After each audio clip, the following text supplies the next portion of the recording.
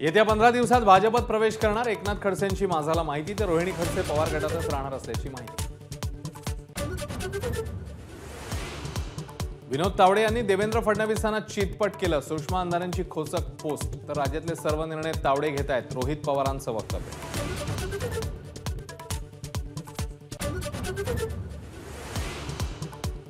सांगलीचा तिढा उद्या सामोपचाराने सोडवू, संजय राऊतांनी लहान कार्यकर्त्याप्रमाणे वागू नये। नाना पटोलेंचा हल्ला बोल, तर मी जबाबदारीने बोलणारा माणूस, राऊतांचा पलटवार।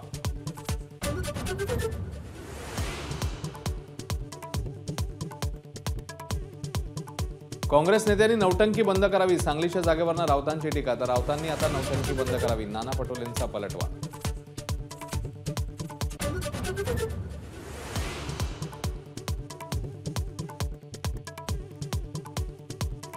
नाशिक लोकसभेतनं छगन भुजबळांनी उभं राहूच द्या, मग सांगतो, मनोज जरांगेंचा इशारा। नाशिक लोकसभेवरून महायुतीमध्ये तिढा कायम, विजय निश्चित असताना नाशिकची जागा का सोडावी, शिंदे गटाचे आमदार संजय शिरसाट यांचा सवाल। रत्नागिरी सिंधुदुर्गात विजय खेचून आणण्याची भाजपमध्ये ताकद, रत्नागिरी सिंधुदुर्गची जागा भाजपलाच मिळाली पाहिजे, नारायण राणेंचा आग्रह कायम। कृपाल तुमाने यांना खासदारकीपेक्षा मोठा मान देणार, तिकीट कापल्यानंतर मुख्यमंत्री शिंदेंनी काढली तुमाने यांची समजूत।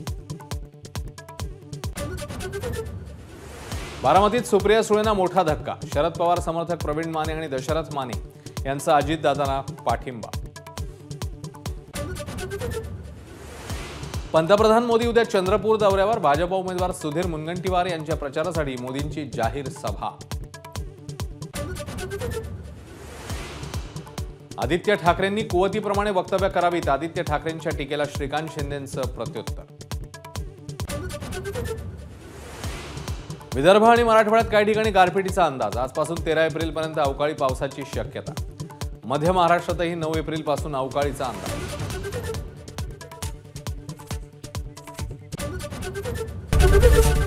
एबीपी माझा, उघडा डोळे बघा नीट।